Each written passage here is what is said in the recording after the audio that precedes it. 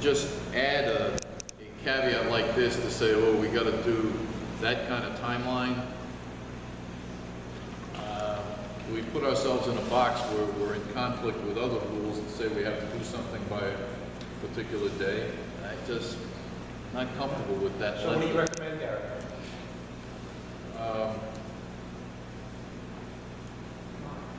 It's going to change. It will change. What we have in front of us will change to the next what we do. If I remember correctly, it's pretty much every week in June we meet. Yeah. Council. If we're not meeting, we're individual one-on-one with people. So it's all about. I wouldn't want to But go. the public hearing.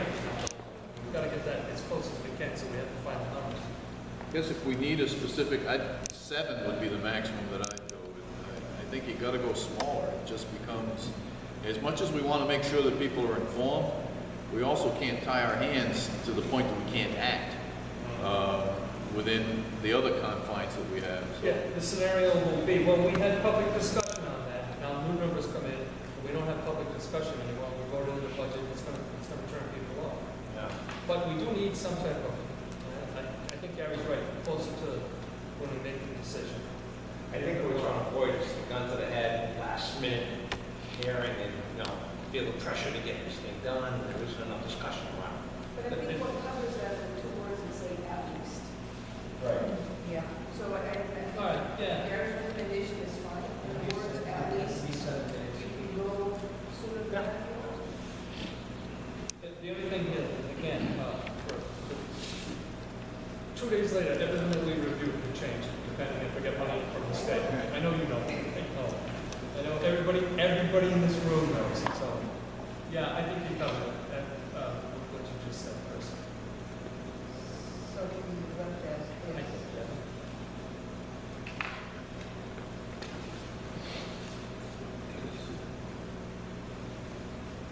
Michael, what do you think of that 14 days? When the council is the one that determines when the public hearing is being held on the budget. The budget committee has to give it to the town council by a certain date, and then you people schedule the public hearing. So, I don't know. I definitely don't think 14 days is a good idea. I'm inclined to agree with what the But administrator. the at least covers it, so. But at least we can have it 3 days. 4, that's not enough time to get that to you. But I think what Chris said was right. Kind of covers it. It does for at least 14 days. Everybody good on that? That's just my opinion. It's flat.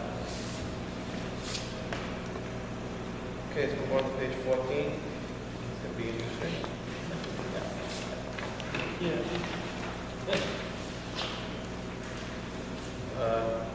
Town council, second. I'm sorry. If you're going to leave Article 3, Mr. Repko wasn't able to come tonight, but he asked me to mention 2 things that he. Right. In Article 3, you're leaving it and going to page 14, which is Article 4, right? So before you jump off of Article 3, you follow me? Okay. He wanted me to mention 2 things for him. He thinks there's a need to put some type of vision into Article 3, a new section dealing with some type of restriction, number-wise, on how much money the council can take from the fund balance without voter approval. Right now, you have about $6 million in an unrestricted fund balance, and that's accumulated over a number of years. And you have language in the charter that requires you have to go to the voters for, bonded indebtedness of over $250,000 or $500,000, whatever the number is. But yet you've got a piggy bank now that has $6 million in it, and there's no restriction in the charter as to how you can use that and what amounts you can take out and what you can take it out for. Section 11. So I think what's section 11? Would you propose a new section? Or This would is we a proposal for a new section. I think somewhere in the charter, he put Article 3, I don't know why he put Article 3, but he said there needs to be a new section number 12 for Article 3. Well, Article 3 is financial provisions of the town, and we're up to 10 sections. 11 sections. So you're Yeah, so he wanted to add section 12, I'm sorry. Okay. dealing with withdrawals from the fund balance. Mike, can you give that, I mean, I'm making a quick note, but if you give it to Joanne, I would kind of get it. Yeah. And everybody together. How can we make sure everybody sees it? You know what did you get what I'm talking about? I hope I'm conveying it correctly, what his concern was, which I happen to share with him. I mean, it just, there's too many contradictions here. Can you read it again, what you like it to say? Well, he'd like it to have a restriction limiting the amount of money that the council can access from the fund balance without voter approval. You have $6 million. There's nothing to stop a council tomorrow from taking $5 million and saying we're building this. And we don't need voter approval because we're not borrowing the money. But yet you have language in the charter that restricts how much you can borrow without voter approval, and it's a very small amount. So it's kind of like, I guess nobody foresaw that you'd accumulate so much money in the unrestricted fund balance. That's why, Mr. Rockwell, did you bring that forward to our commission? I think this That's is, not why we're here tonight. We're here to go over what we had already done, not to make new additions to it at this point right now. we'll be here for this. Just, Every meeting was a public meeting. that's right. And the other thing I'd like to say also is that you have to think about how you're limiting the powers of the town council. I mean, we're going to put it to the voters whether or not you should raise the tax rate, because we have a lot of info from National Grid that year. I mean, how much power are we going to take away from the town council? So I think we have to think about that. I think it's more than just sitting here saying, we're going to add section 11. We were over a year on this, I think. So I don't think we should be making last minute changes here to add sections to the charter. Rebecca, what's it mean for a No, I tend to agree, with what you're saying, however, I do like, we're not all, in the future, some future council may not be all as nice as we are, and there might be some tyrants in there. Right? There might be some tyrants in there, so, do we have to put some, you gotta think of the worst case scenario, right? So, Two things, if I might, Mr. President, two things. I mean, I share some of that concern, but I think it is better addressed through what we do need is a fund balance policy that can address that kind of circumstance, in addition to defining what it is that we need to have for a reserve.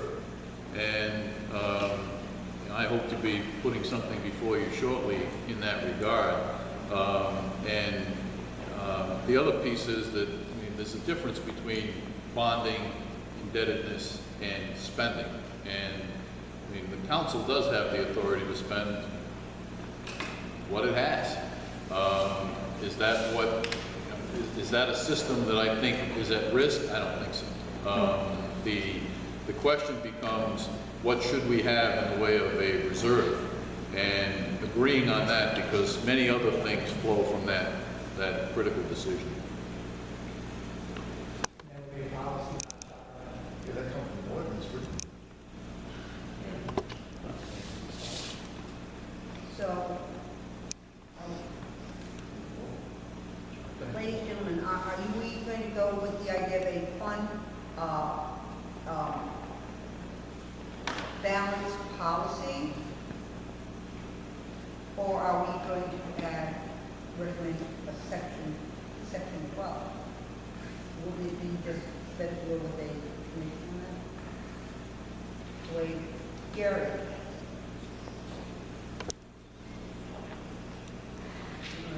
hold on, Mike.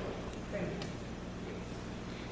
Gary, you have recommended earlier, as far as a fund policy, balance policy, which was needed and wasn't there to begin with. That's quite a ways back. I've indicated that we need to increase our reserve, correct? Therefore, if we have committee set up this policy and present it, as opposed to adding in another section, wouldn't that be better? Because they've done this, and this, the policy, a setup for the policy on that would be just as good, and it would not. I think it's more appropriate to do it in policy than it is to set something so rigid in the charter. Anybody else have any comment on that? Well, I think someone said, oh, council's elected to call upon the funds as needed, and I don't think there should be, have a restriction. Who knows what could happen? We're certainly not gonna take out $5 million and build a new wing in a building or something, so. But the other piece of it is, if we're gonna have a policy, it's gonna be, I would imagine, I haven't even thought about this, but if we're gonna have a fund balance policy, we better come up with limitations. Is there gonna be a minimum that's required to be maintained? Is there gonna be a maximum percentage based on what the tax levy and the tax revenues? There's a lot that's gonna go into that policy, but But did we have some recommendations on that? A policy had previously been drafted by a former finance director. It was never acted upon. As I keep learning, and, as we all do in this process, I see the need for that more and more every day. And is this usually, most cities and towns do have this policy, don't they? I'm sorry, I didn't. Most cities and towns do have this policy. I can't tell you that yes or no. I just will tell you that I believe we need to have one. And every community should. I had, in the prior year budget, I had suggested that we use a format for contribution to the reserve to be able to assure that the reserve tracked the budget level. And in thinking about that, much of what we've gone through in the past year, I think there's another way to do that. And I think it is simply to set the target fund balance that the town should be maintaining as a percentage of its budget. And if that will force a circumstance with every budget as to, okay, what do we need to add to our reserve, or do we need to make a reserve allocation this year? Perhaps we don't, based on surpluses from the budget or whatever the case might be. Instead of trying to advocate that a certain percentage goes in every year, set the percentage that you want it to be.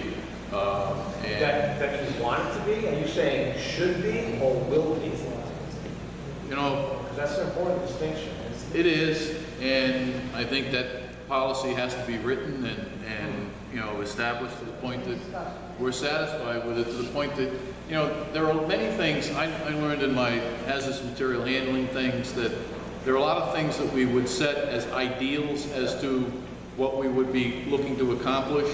And I also found that what was happening is that we didn't meet those ideals and we were okay with it every day. So you can shoot too high is what I'm trying to get across. You need to make sure that it is a reasonable goal. And if it is, it will work for us. If it's unreasonable, it won't work. Unreasonable too high, unreasonable too low, it won't work. It needs to be, I don't think it's that complicated in the final analysis. It just needs to get done. And I hope to have something for you on that soon. I don't think it belongs in the charter, though. The No, charter I agree. is governing the town, what our authority is on how to govern. It's not a spending policy. It's not a bookkeeping policy. This is the rules on how we are supposed to run the town. That's right, and the charter shouldn't try to come up with every possible scenario that could possibly happen. And if we start putting numbers in here, such as the town administrator that was making, I don't even remember what our number was in here, $20,000 a year. So, those numbers are changing. We can't keep changing this. These are the rules on how the town runs. Okay. We set policies. Don't even think of adding a section 12, and let's go with working on, Gary, I know you have a lot of experts on, so you like this stuff, finalizing or getting something together to present as far as this fund balance policy, that would be great.